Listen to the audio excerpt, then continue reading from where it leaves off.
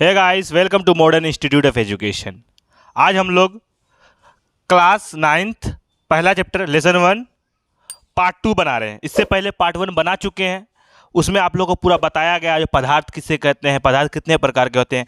अगर उस वीडियो को आप लोग नहीं देखे हैं तो पहले उस वीडियो को जाकर आप लोग देख लीजिए, है ना। मेरे चैनल का प्लेलिस्ट में जाकर उस वीडियो को आप लोग देख लीजिए। अब चलते हैं दूसरे पार्ट में। इसमें हम लोग क्या करेंगे, प्रश्नों के उत्तर करेंगे। मतलब जितना भी अभ्यास में प्रश्न है और जितना भी पाठ में प्रश्न है, सबका क्या करेंगे हम लोग, उसका सॉल्यूशन करेंगे। ठीक है, तो हम यहाँ पे क्वेश्चन पढ़ेंगे। यहाँ पे आप मेरा स्क्रीन रिकॉर्ड आपको दिखाई देगा, स्क्रीनशॉट में दिखाई देगा आपको आंसर और क्वेश्चन दिखाई देगा। तो ठीक है, तो सबसे पहला क्वेश्चन लिखा हुआ है, निम्नलिखित में से कौन से पदार्थ हैं।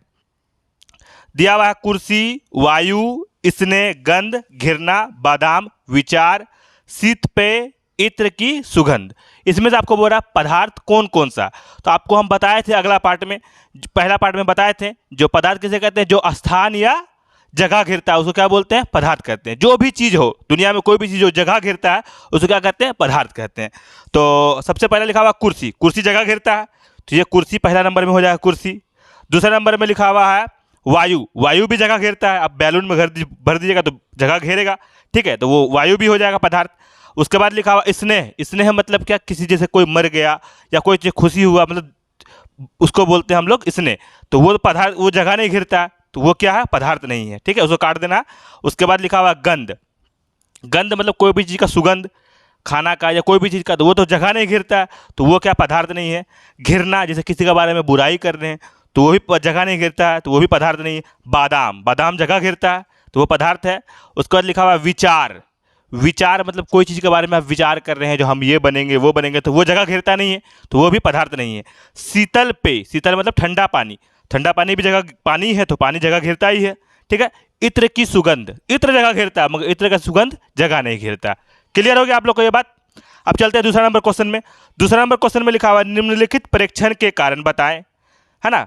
उसका कारण बताने बोला, गर्मा गर्म खाने की गंध कई मीटर दूर से ही आपके पास पहुंच जाती है, लेकिन ठंड खाने की महक लेने के लिए आपको उसके पास जाना पड़ता है। सही बात है, गर्म खाना जो बनता है तो तुरंत हम लोग के पास में आ जाता है, मगर ठंडा खाना के लिए सुगंध नहीं आता, उसको हम लोग पास में जाकर सुगंध देते तब आता है उसका सेंट। तो इसका कारण क्या है, तो इसका कारण है इसका आंसर होगा, गर्म खानों के कणों का गतिज ऊर्जा बढ़ा रहता है, जिससे उसके कणों का हवा में मिश्रण हो जाता है, लेकिन ठंडा खाने का मिश्रण नहीं हो पाता है, अतः गर्म खाने की सुगंध हमें दूर से ही प्राप्त हो जाते हैं। तीसरा नंबर क्वेश्चन में लिखा हुआ है, स्विमिंग पूल में गोताखोर पानी काट पाता है, जिससे पदार्थ का कौन सा गुण परीक्षित होता है। ठीक है, तो पदार्थ कणों से मिलकर बना होता है और इसके कण एक दूसरे को आकर्षित करते हैं। क्लियर है इसका आंसर। 4 नंबर क्वेश्चन में लिखा हुआ, पदार्थ के कणों की क्या विशेषताएं होती है। तो पदार्थ के कणों की क्या विशेषताएं, देखिए आप 5 गो विशेषताएं हैं। पहला नंबर, पदार्थ कणों से मिलकर बना होता है। पदार्थ कणों से मिलकर बना होता है, छोटे छोटे कण होते हैं, सबसे मिलकर बना होता है। बताया था आपको हम, पदार्थ के कण अत्यंत छोटे होते हैं, एकदम छोटे छोटे कण से मिलकर बनता है पदार्थ। पदार्थ के कणों के बीच रिक्त स्थान होता है। पदार्थ के कण निरंतर गतिशील होते हैं। पदार्थ के कण एक दूसरे को आकर्षित करते हैं। अगर आप इसको हम बहुत अच्छा से बताएं इस टॉपिक को आप पहला पार्ट में, तो पहले उस पार्ट को देख लीजिएगा। ठीक है, अब लिखा हुआ है, फिर दूसरा नंबर क्वेश्चन में लिखा हुआ, किसी तत्व के द्रव्यमान प्रति इकाई आयतन को घनत्व कहते हैं। घनत्व बराबर द्रव्यमान बटे आयतन। बढ़ते हुए घनत्व के क्रम में निम्नलिखित को व्यवस्थित करें। वायु, चिमनी का धुआं, शहद, चोक, जल और लोहा। तो मतलब सबसे ज़्यादा किस में बढ़ता है जल्दी से, सबसे ज़्यादा वायु में बढ़ता है, तो सबसे पहले वायु होगा। ठीक है, उसके बाद क्या हुआ, सबसे जल्दी फैलता कौन है, वायु। उसका चिमनी का धुआं हो जाएगा, उसका रुई हो जाएगा, उसका जल हो जाएगा, उसके बाद शहद हो जाएगा, चोक और लोहा हो जाएगा। क्लियर है। अब और आप पदार्थ की विभिन्न अवस्थाओं के गुणों में होने वाली अंतर को सारणीबद्ध कीजिए। तो पदार्थ, हम आपको बताया पदार्थ 3 प्रकार के होते हैं, ठोस, द्रव और गैस। क्लियर है, इधर समझाया था आप लोग को हम, पदार्थ कितने प्रकार के होते हैं, 3 प्रकार के होते हैं, ठोस, द्रव, गैस। अब तीनों का प्रकार बोल रहा है, ठोस किसे कहते हैं और उसका तीनों का अलग अलग बोल रहा है। तो ठोस पहला नंबर देखिए आपको लिखा हुआ है, जो निश्चित आकार, द्रव में अनिश्चित आकार और गैस में अनिश्चित आकार। ठीक है, 2 नंबर स्थिर आयतन, अस्थिर आयतन। 3 नंबर का आंसर होगा स्पष्ट सीमा, अस्पष्ट सीमा, अस्पष्ट सीमा। उसमें दृढ़, तरल ठोस में होगा दृढ़, द्रव में तरल और तरल। अब लिखा हुआ है कितना, 2 नंबर का ए नंबर था वो, अब 2 नंबर का बी नंबर देखते हैं। 2 नंबर का बी में लिखा हुआ है निम्नलिखित पर टिप्पणी दीजिए। दृढ़ता, संपीड़ितता, तरलता, बर्तन में गैस का भरना, आकार, गतिज ऊर्जा एवं घनत्व। सबसे पहले हम लोग दृढ़ता को लेते हैं। सबसे पहले लिखा हुआ दृढ़ता का होगा बाहरी बल लगाने पर कोई पदार्थ अपना आकार नहीं बदल ले वैसा पदार्थ दृढ़ता कहलाता। जैसे लोहा, पत्थर, बाहर से कोई धक्का मुक्की होता है तो वो पदार्थ नहीं बदलेगा तो वो क्या कहलाता है, दृढ़ता कहलाता। संपीड़ितता, संपीड़ितता हो जाएगा आपका बाहरी बल लगाकर किसी पदार्थ को दबाकर उसका आयतन कम करना या घटा देना संपीड़ितता कहलाता है। जैसे गैस सिलेंडर। तरलता, किसी पदार्थ के बह जाने का गुण तरलता कहलाता है। जैसे पानी, हवा जो बह जाएगा वो तरलता कहलाएगा। ठीक है। अब 3 नंबर में लिखा हुआ कारण बताएं। तो 3 नंबर का ए नंबर, गैस पूरी तरह उस बर्तन को भर देता है जिसमें इसे रखते हैं। तो उसका आंसर होगा क्योंकि गैसीय पदार्थ का अंतरानुक बल काफ़ी कमज़ोर होती है जिससे उसके कण एक जगह नहीं रह पाते हैं और जिस भी बर्तन में रखे जाते हैं उस बर्तन का आकार ले लेते हैं। क्लियर है। 3 नंबर का बी नंबर, गैसीय बर्तन की दीवारों पर दबाव डालती है। गैसीय पदार्थ के कमजोर अंतरानुक बल होने के कारण इनके कण अनियमित गति से इधर उधर घूमते हैं और बर्तन की दीवारों से टकराते हैं जिससे बर्तन की दीवारों पर दबाव पड़ती है। उसका 3 नंबर का सी नंबर, लकड़ी की मेज ठोस कहलाती है। तो लकड़ी की मेज ठोस कहलाती है क्योंकि लकड़ी की मेज है ना, लकड़ी की मेज क्या कहलाती है, ठोस कहलाती है। तो लकड़ी की मेज 1 नंबर लिखेगा उसका, देखिए 1 नंबर आपको दिखाई दे रहा होगा। 1 नंबर आकार निश्चित होता है, उसके बाद वो अस्पष्ट सीम आयतन होता है और दृढ़ होता है। क्लियर है, आपको समझ में आ रहा है उम्मीद है। अब 3 नंबर का डी नंबर, हवा में हम आसानी से अपना हाथ चला सकते हैं लेकिन एक ठोस लकड़ी के टुकड़ों में हाथ चलाने के लिए हमें कराटे में दक्ष होना पड़ेगा। समझ में आ रहा है ना। हवा में हम लोग ऐसे ऐसे हाथ चला सकते हैं मगर कोई इसके आगे में पेड़ रहेगा या पिलर रहेगा उसमें हाथ चलाएंगे तो हम लोग को चोट लग जाएगा, उसके लिए हम लोग को कराटा सीखना पड़ेगा पहले। तो लिखो, इसका आंसर होगा क्योंकि गैसीय पदार्थ का अंतरानुक बल काफ़ी कमजोर होता है जिससे हवा में हम आसानी से अपना हाथ चला सकते हैं लेकिन लकड़ी का अंतरानुक बल काफ़ी मजबूत होता है जिससे लकड़ी में हम हाथ नहीं चला सकते हैं। क्लियर है। 4 नंबर का आंसर, 4 नंबर का क्वेश्चन, सामान्यतः ठोस पदार्थों के अपेक्षा द्रवों का घनत्व कम होता है लेकिन आपने बर्फ के टुकड़े पानी में तैरते हुए देखा, पता लगाई ऐसा क्यों होता है। तो हम लोग देखते हैं इसका आंसर, जानते हैं क्या होता है। आप लोग को समझ में आ रहा है उम्मीद है। तो सबसे पहले इसका आंसर होगा बर्फ एक ठोस पदार्थ है परंतु बर्फ जमने के क्रम में उसके परतों के बीच हवा भी जम जाती है जो बर्फ के घनत्व को जल से भी कम कर देती है, इसलिए बर्फ के टुकड़े जल में तैरते हैं। आप लोग को समझ में आ रहा। अब लिखा हुआ निम्नलिखित तापमान को सेल्सियस में बदलें। केल्विन में है तो आपको सेल्सियस में बदलना पड़ेगा। हम लोग देखते हैं केल्विन को सेल्सियस में बदलने के लिए क्या करना पड़ता है, सेल्सियस को केल्विन में बदलने के लिए क्या करना पड़ता है। बहुत आसान सा ट्रिक है। जब भी लिखा हुआ रहेगा 300 के लिखा हुआ रहेगा, जैसे इसको किस में बदलने बोल रहा है, सेल्सियस में बदलने के लिए, तो आप लोग क्या करेंगे 273 को क्या करेंगे, घटा देना है। बस क्या करना है, केल्विन में अगर रहेगा तो सेल्सियस से बदलना है तो क्या करेंगे 273 से घटा देना है। मगर अगर लिखा हो रहेगा 98 सेल्सियस लिखा हो रहेगा और केल्विन में बदलने के लिए बोलेगा तो हम लोग क्या करेंगे 273 को जोड़ देंगे। क्लियर है, बात समझ में आ गई आप लोग को। देखिए यहाँ पे आपको पूरा क्लियर हो जाएगा जब बनाएंगे तब।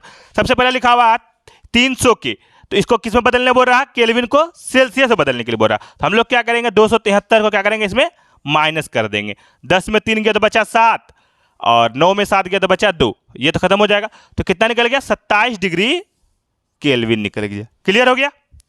अब लिखा हुआ 573 बी नंबर में, तो इसमें कितना पड़ेगा 273 से घटा देना पड़ेगा। तो 0 5 में 2 गया बचा 100 डिग्री सेल्सियस।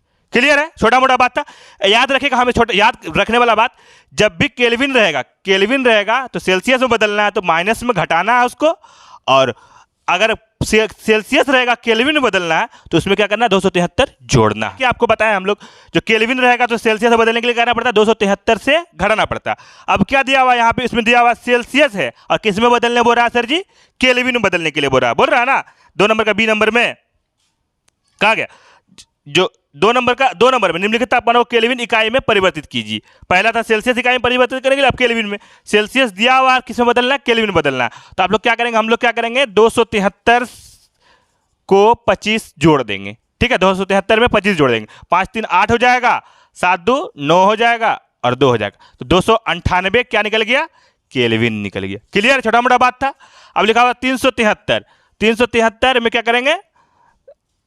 273 जोड़ देंगे, अपने आप निकल जाएगा। 3 3 6 7 7 14 का 4 हासिल 1, 3 2 5 5 और 1 6, 646 केल्विन निकल गया। तो आसान है ना? फिर से याद कर लीजिए, जब भी केल्विन रहेगा सेल्सियस बदलने के लिए तो 273 से घटाते हैं, और जब भी सेल्सियस रहेगा केल्विन बदलने के लिए तो 273 जोड़ते हैं। चलते आगे चलते हैं। लिखा हुआ है तीसरा नंबर क्वेश्चन में, निम्नलिखित अवलोकनों हेतु कारण लिखें। नेफ्थलीन को रवा रखने देने पर यह समय के साथ कुछ भी ठोस पदार्थ छोड़े बिना अदृश्य हो जाता है। क्यों? कारण बताइए। तो किसके वजह से? ऊर्ध्वपातन के वजह से। ठीक है, अब हमें इत्र की गंध बहुत दूर बैठे हुए पहुंच जाती है। किसके कारण? विसरण के कारण। क्लियर है? उसका आंसर विसरण होगा। अब लिखा हुआ, निम्नलिखित पदार्थों को उनके कणों के बीच बढ़ते क्रम हुए आकर्षण के अनुसार व्यवस्थित कीजिए। सबसे पहले लिखा हुआ जल, चीनी, ऑक्सीजन। तो सबसे पहला आंसर हो जाएगा ऑक्सीजन, उसके बाद हो जाएगा जल, उसके बाद हो जाएगा चीनी। ठीक है, अब लिखा हुआ निम्नलिखित तापमानों पर जल की भौतिक अवस्था क्या है। सबसे पहले 25 डिग्री सेल्सियस में जल की अवस्था क्या होगा, उसके बाद 0 डिग्री सेल्सियस में जल की अवस्था क्या होगा, और 100 डिग्री सेल्सियस में जल की अवस्था क्या होगा। तो सबसे पहले हम लोग जानते हैं 25 डिग्री सेल्सियस है। 25 डिग्री सेल्सियस नॉर्मल होता है, उसमें जल की अवस्था द्रव ही रहेगा, पानी ही रहेगा, वो कुछ नहीं होगा। ठीक है, 0 डिग्री सेल्सियस मतलब पूरा 0 डिग्री में आ जाएगा। 0 डिग्री में क्या होता है? बर्फ बन जाता है। पानी को फ्रिज में रख देगा 0 डिग्री सेल्सियस करके, तो वो क्या बन जाएगा? बर्फ बन जाएगा, मतलब ठोस बन जाएगा। ठीक है, और 100 डिग्री सेल्सियस में 100 डिग्री तक गरमाइएगा उसको, तो वो क्या होगा? गैस बन के उड़ेगा वहाँ पर, है ना? तो वो क्या हो जाएगा? 100 डिग्री सेल्सियस में क्या हो जाएगा? गैस बन जाएगा। क्लियर? छोटा मोटा बात था। अब 6 नंबर, पुष्टि हेतु कारण दे। ए नंबर लिखा हुआ जल कमरे के ताप पर द्रव है। क्यों? है ना, कारण बोल रहा है, कारण। तो उसका आंसर होगा उत्तर, क्योंकि पानी का आयतन निश्चित होता है परंतु आकार अनिश्चित होता है। ठीक है, अब बी नंबर में लोहे की अलमारी कमरे के ताप पर ठोस है, क्योंकि लोहे की अलमारी निश्चित आकार तथा निश्चित आयतन होता है। क्लियर हो जाएगा। अब लिखा हुआ है 7 नंबर क्वेश्चन में, -273 केल्विन पर बर्फ को ठंडा करने पर तथा जल को इसी तापमान पर ठंडा करने पर शीतलता का प्रभाव अधिक क्यों होता है। तो इसका आंसर होगा, आपका उत्तर होगा, क्योंकि 273 केल्विन या 0 डिग्री सेल्सियस पर जल में उसी ताप के बर्फ से ज़्यादा ऊष्मीय ऊर्जा होती है। ठीक है। 8 नंबर, उबलते हुए जल अथवा भाप में से जलने की तीव्रता किसमें अधिक महसूस होती है। तो 8 नंबर का आंसर हो जाएगा, भाप में अधिक तीव्रता महसूस होती है, क्योंकि 100 डिग्री सेल्सियस पर पानी उबलने लगता है तथा लगातार ऊष्मा प्रदान करते रहने पर यह भाप में बदलता है। ठीक है, यहाँ तक समझ में आ गया। 9 नंबर में देखिए चित्र दिया हुआ है, लिखा हुआ है निम्नलिखित ABCD चित्र के लिए, निम्नलिखित चित्र के लिए ABCD E तथा F की अवस्था परिवर्तन के नामांकित करें। तो इसका आंसर हो जाएगा, ए नंबर देख लीजिएगा संगलन हो जाएगा, बी नंबर वाष्पीकरण हो जाएगा, सी नंबर संघनन हो जाएगा, डी नंबर जमना हो जाएगा, ई नंबर उदरपातन हो जाएगा और एफ नंबर उदरपतन हो जाएगा। क्लियर है, छोटा मोटा बात था।